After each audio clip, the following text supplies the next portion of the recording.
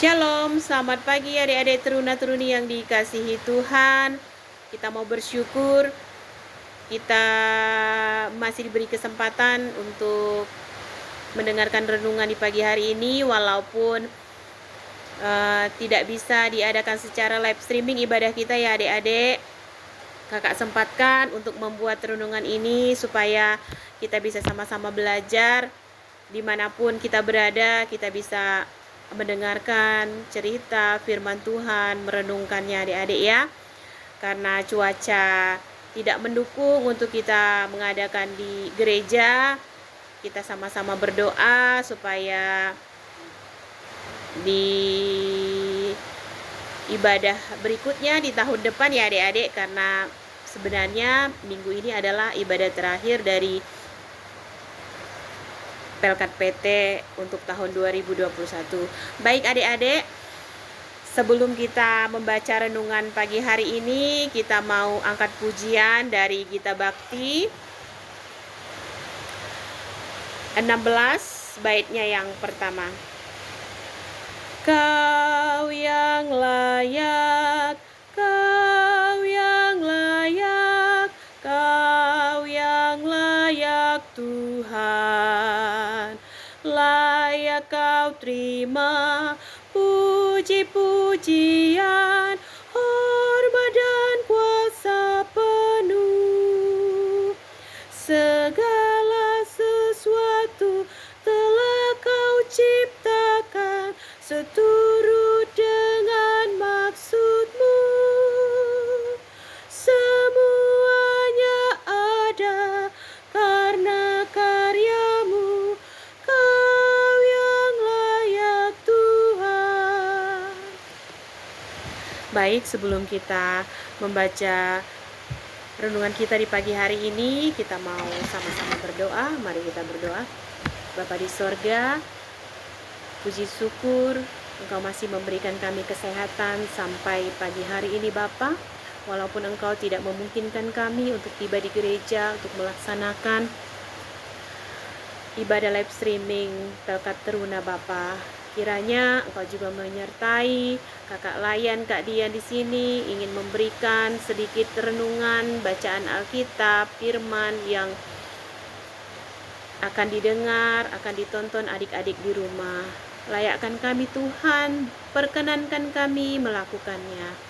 Tuhan Yesus, siapkan hati kami agar kami dapat bersukacita, semangat di dalam mendengarkan firman-Mu.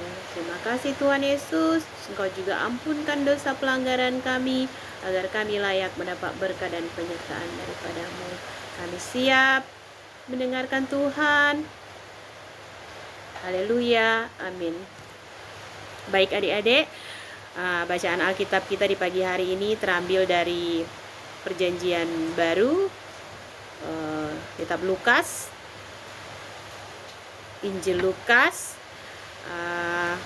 pasal yang kelima, ayat yang ke-17 sampai 26. Orang lumpuh disembuhkan. Pada suatu hari ketika Yesus mengajar, ada beberapa orang Farisi dan ahli Taurat duduk mendengarkannya. Mereka datang dari semua desa di Galilea dan Yudea dan dari Yerusalem. Kuasa Tuhan menyertai dia sehingga ia dapat menyembuhkan orang sakit. Lalu datanglah beberapa orang mengusung seorang lumpuh di atas tempat tidur. Mereka berusaha membawa dia masuk dan meletakkannya di hadapan Yesus. Karena mereka tidak dapat membawanya masuk, berhubung dengan banyaknya orang di situ, naiklah mereka ke atap rumah, lalu membongkar atap itu dan menurunkan orang itu dengan tempat tidurnya di tengah-tengah orang banyak tepat di depan Yesus. Ketika Yesus melihat iman mereka, berkatalah ia, "Hai saudara, dosamu sudah diampuni." Tetapi ahli-ahli Taurat dan orang-orang Farisi berpikir dalam hatinya, "Siapakah orang yang menghujat Allah ini? Siapa yang dapat mengampuni dosa selain daripada Allah sendiri?" Akan tetapi Yesus mengetahui pikiran mereka lalu berkata kepada mereka, "Apakah yang kamu pikirkan dalam hatimu? Manakah lebih mudah mengatakan dosamu sudah diampuni atau mengatakan bangunlah dan berjalanlah? Tetapi supaya kamu tahu bahwa di dunia ini anak manusia berkuasa mengampuni dosa." Berkatalah ia kepada orang lumpuh itu, Kepadamu kukatakan, bangunlah, angkatlah tempat tidurmu dan pulanglah ke rumahmu. Dan seketika itu juga bangunlah ia di depan mereka lalu mengangkat tempat tidurnya dan pulang ke rumahnya sambil memuliakan Allah. Semua orang itu takjub lalu memuliakan Allah dan mereka sangat takut, katanya. Hari ini kami telah menyaksikan hal-hal yang sangat mengherankan. Puji nama Tuhan adik-adik, kita bersyukur karena kita masih bisa membaca firman Tuhan di pagi hari ini. Adik-adik, minggu ini kita memasuki minggu Advent pertama. Tidak terasa sebentar lagi kita mau merayakan Natal, hari kelahiran Yesus ya adik-adik. Di sini dikatakan orang lumpuh disembuhkan. Baik adik-adik,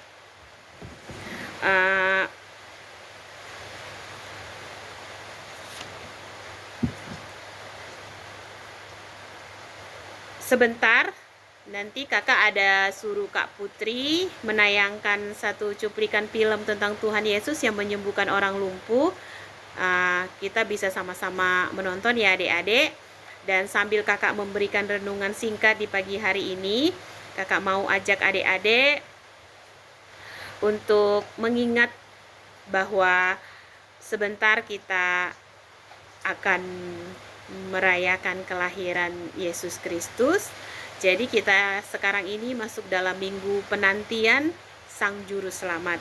Masa penantian Sang Juru Selamat ya adik-adik. Kita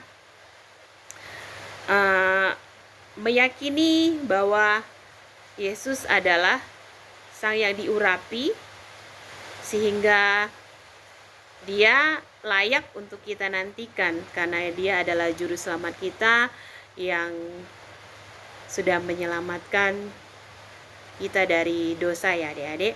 Baik adik-adik, berdasarkan bacaan Alkitab kita yang kita baca dan yang adik-adik tonton nanti, Tuhan ingin kita selalu memiliki iman dan pengharapan karena kita telah menerima keselamatan dan kasih Kristus ya adik-adik. Seperti orang lumpuh, walaupun dia lumpuh, walaupun dia sakit, dia masih memiliki iman dan pengharapan. Dan itu yang memang menyembuhkan dia dari kelumpuhannya adik-adik ya. Dan Yesus juga menginginkan kita, anak-anaknya juga demikian, selalu memiliki iman dan pengharapan di dalam kehidupan ini adik-adik. Mungkin adik-adik pernah mengalami atau sedang mengalami kesusahan, permasalahan, kesulitan, atau dalam keadaan tidak damai sejahtera adik-adik. Bisa masalah sekolah, bisa masalah di rumah, bisa masalah apapun itu adik-adik. Adik-adik harus tetap yakin ya, kuasa Tuhan melebihi segala-galanya. Tuhan inginkan kita tidak takut. Atau adik-adik memiliki teman atau sesama adik-adik di dalam kondisi yang tidak baik. Dengan iman dan pengharapan adik-adik yang kuat dapat memberikan semangat agar teman-teman adik-adik juga memiliki pengharapan yang sama, saling peduli dan mendoakan. Adik-adik bisa lihat di dalam bacaan Alkitab yang kita tonton, juga baca ya. Di sana ada 4 orang yang menolong orang lumpuh itu dengan tulus agar orang lumpuh itu mendapat kesembuhan dari Yesus. Mereka berusaha walaupun agak kesusahan karena saat itu begitu banyak orang, sehingga 4 orang itu tidak bisa masuk melalui pintu utama ya untuk menghadap Yesus. Mereka lalu berusaha naik ke atas atap dan membongkar atapnya, memasukkan orang lumpuh itu dari atas. Di situ kita lihat bahwa 4 orang itu juga memiliki iman dan pengharapan dan tidak putus asa. Mereka berjuang sampai mendapat yang terbaik. Akhirnya mereka dapat menolong orang lumpuh itu dan orang lumpuh itu disembuhkan oleh Yesus. Begitu juga dengan kita, anak-anaknya, adik-adik juga di rumah ya. Tuhan tidak inginkan kita untuk putus asa. Tuhan inginkan kita untuk selalu berusaha, selalu semangat di dalam menghadapi apapun masalah, pergumulan adik-adik. Yakinlah, Tuhan sudah siapkan solusi yang terbaik buat adik-adik. Makanya, rajin berdoa, rajin baca firman Tuhan ya adik-adik. Begitu juga di sini Tuhan izinkan segala sesuatu terjadi, padahal Tuhan sudah tahu kita tidak mampu menghadapinya. Tapi Tuhan menempa kita, menjadikan kita dewasa, menjadikan kita sabar, dan akhirnya kita mampu. Karena Tuhan beserta kita dan memampukan kita. Itu karena keyakinan kita juga kepada Tuhan ya adik-adik. Tuhan berharap kita juga bisa memiliki rasa empati seperti tema di minggu hari ini untuk teruna, aktif di dalam kepedulian. Di sini kita diibaratkan seperti 4 orang yang membantu orang lumpuh itu adik-adik. Ketika kita peduli dengan sesama, kita juga dituntut untuk benar-benar tulus, berusaha dan tidak putus asa, bukan mementingkan diri kita sendiri. Tidak mengeluh, tidak sedikit-sedikit merajuk, tapi kita berempati dengan orang lain juga. Ya kan adik-adik? Minggu ini kita juga melihat keteladanan Yesus yang mengajarkan kita untuk selalu peduli seperti 4 orang yang membantu orang lumpuh itu. Jadi sebagai teruna-teruni yang dikasihi Tuhan, kita juga harus selalu aktif peduli yang adik-adik dengan sesama kita. Yakin saja, walaupun mungkin dalam diri adik-adik, mampukah saya peduli dengan sesama saya ya, dengan teman-teman saya? Ketika adik-adik yakin, punya iman dan pengharapan kepada Tuhan, Tuhan pasti mampukan adik-adik. Dan semuanya dilakukan dengan sungguh-sungguh, dengan berpegang pada firman Tuhan ya adik-adik. Sebenarnya ada contoh kecil tentang kepedulian kita.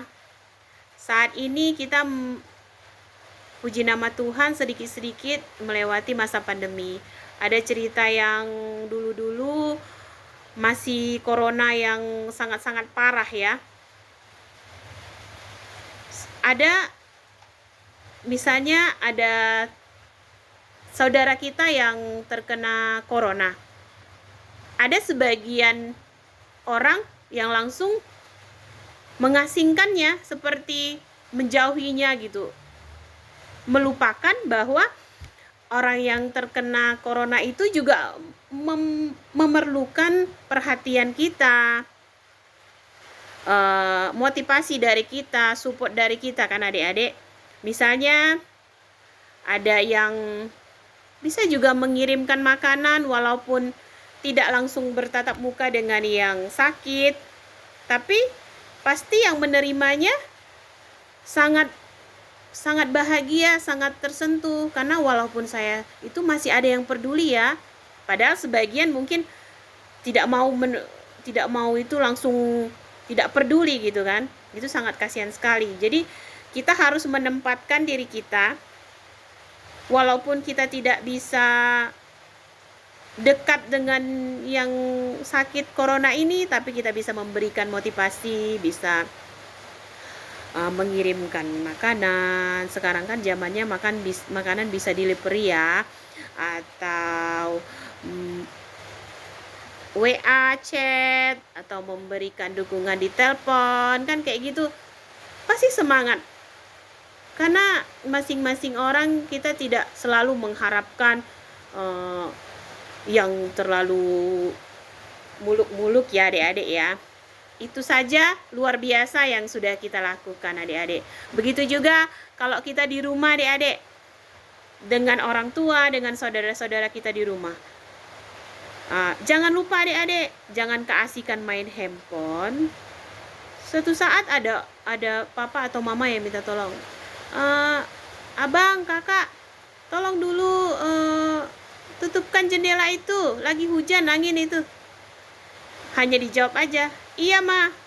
Tapi itu dilakukannya setelah air hujannya masuk ke dalam rumah kan. Merepetlah mama dan bapaknya gitu adik-adik. Setidaknya adik-adik bisa cepat merespon. Peduli itu dari tingkat kecil itu tidak dari sederhana saja. Dari yang kecil adik-adik tetap cepat merespon segala sesuatu dengan yang di sekitar kita. Tidak cuek adik-adik. Jadi sekarang ini kakak mengerti kalau udah pegang handphone pasti serasa yang ditinggalkan pekerjaan itu 30 menit serasa baru 1 menit ya adik-adik. Kakak juga mengerti, mungkin semuanya sudah merasakannya. Jadi mulai sekarang kita bisa menjadwalkan kegiatan kita, di mana kita bisa lebih peduli dengan teman-teman sesama, dengan keluarga kita di rumah. Adik-adik, Tuhan inginkan kita selalu menjadi terang, menjadi pelita di sekitar kita untuk sesama kita ya adik-adik. Karena di sini juga Tuhan mau menunjukkan Tuhan yang berkuasa mengampuni, dan kita juga harus selalu bersyukur atas segala sesuatu yang ada. Seperti pada ayat yang ke-26, semua menyaksikan kejadian yang mengherankan dan jangan ragukan akan keajaiban kuasa Tuhan. Di ayat ke-26 itu intinya adik-adik ya. Semua sangat heran dan kita juga yakin dan harus yakin, tidak ragu akan segala yang Tuhan izinkan terjadi adik-adik. Ingat adik-adik, selalu aktif menjadi lebih baik dengan motivasi yang baik dan benar ya adik-adik. Motivasi baik dan benar yaitu melalui firman Tuhan. Terima kasih adik-adik. Demikian renungan kita di pagi hari ini. Kiranya kita bisa mengambil sesuatu yang baik dan berguna, menjadi berkat di sekitar kita ya adik-adik. Terima kasih, Tuhan Yesus memberkati. Amin. Kita mau merespon renungan kita mau angkat pujian dari Gita Bakti nomor 62 ya. 62 baitnya yang pertama. Sebelum kita berdoa sama-sama ya adik-adik, untuk renungan kita pagi ini kita angkat pujian dulu. Siapa yang berpegang? Siapa yang berpegang pada sabda Tuhan dan setia mematuhinya, hidupnya mulia dalam cahaya baka, bersekutu dengan Tuhannya. Percayalah dan pegang sabdanya, hidupmu dalam Yesus sungguh bahagia. Puji nama Tuhan, semua kita selalu bahagia ketika kita hidup di dalam Yesus. Adik-adik, mari kita bersatu di dalam doa untuk renungan kita di pagi hari ini. Mari kita berdoa. Bapa di sorga yang baik, Tuhan Yesus yang baik, terima kasih Tuhan, pagi hari ini kami masih Engkau sempatkan mendengarkan renungan sebagian dari cerita firman-Mu. Baiklah Tuhan, kami anak-anak-Mu selalu bisa menjadi seperti orang lumpuh dan keempat orang yang ada dalam bacaan Alkitab yang kami baca Tuhan, yang Engkau firmankan, mempunyai iman dan pengharapan, mempunyai rasa juang yang tinggi dan tidak putus asa di dalam menjalani kehidupan ini. Untuk adik-adik yang di rumah dan untuk kami Tuhan, berikan selalu kekuatan dan kemampuan untuk itu semua Tuhan. Bapa di sorga, pagi hari ini juga kami mau berdoa buat bangsa negara kami agar bisa dapat mengendalikan masa pandemi dengan sebaik-baiknya Tuhan. Memberkati Kota Ketapang juga agar program vaksinasi dapat berjalan dengan lancar. Engkau juga memberkati Tuhan gereja kami GPIB Ebenezer Ketapang bersama Pospelkes Pontijaya dan Nagatayap agar pelayanan dapat terlaksanakan sesuai dengan kehendak-Mu Bapa dan berkenan kepadamu. Berkati Ibu Pendeta dan keluarga agar Ibu Pendeta Yeni selalu sehat dan mampu di dalam pelayanannya Tuhan. Tuhan Yesus memberkati ke-6 pelkat yang ada di gereja, terutama pelkat PT Tuhan saat ini. Engkau memberkati pengurus dan pelayan agar dapat sama-sama bersuka cita di dalam melayani, di dalam segala keadaan apapun Tuhan. Engkau mampukan kami. Berkati juga ada anak-anak layan, walaupun mereka hanya bisa beribadah di rumah, Engkau juga jaga mereka dan mereka selalu mengandalkan-Mu Tuhan. Anak-anak layan, kiranya Engkau memberikan kemampuan, kekuatan di dalam perkembangan pertumbuhan mereka sebagai remaja yang tangguh dan kuat. Saat ini mungkin mereka akan sebentar lagi menghadapi ujian Tuhan. Engkau kiranya memberkati belajar mereka, semakin semangat sukacita agar bisa mendapat nilai yang terbaik yang mereka mampu capai Tuhan. Tuhan memberikan mereka kesehatan dan kemampuan. Berkati juga orang tua anak layan, berkati memberikan orang tua anak layan kesehatan dan berkat dan rezeki. Engkau memberkati juga kiranya orang-orang yang sedang kesusahan sekarang Tuhan, dimanapun mereka berada, Engkau pasti mampukan mereka ketika mereka yakin dan percaya kepadamu Tuhan.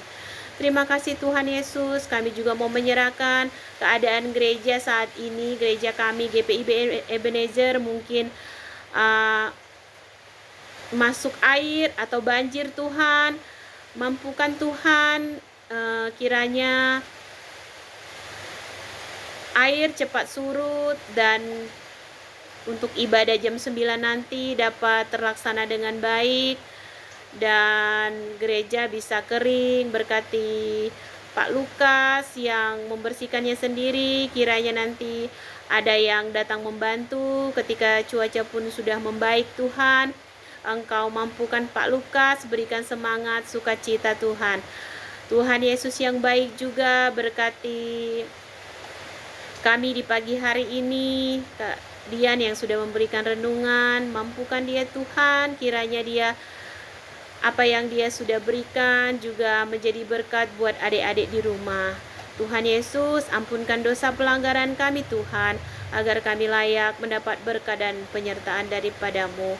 Sepanjang hari ini kami mau serahkan kehidupan kami, segala kegiatan kami Tuhan. Terima kasih Tuhan Yesus. Hanya di dalam nama Tuhan Yesus kami sudah berdoa dan mengucap syukur. Jadilah kehendak-Mu Tuhan. Haleluya. Amin.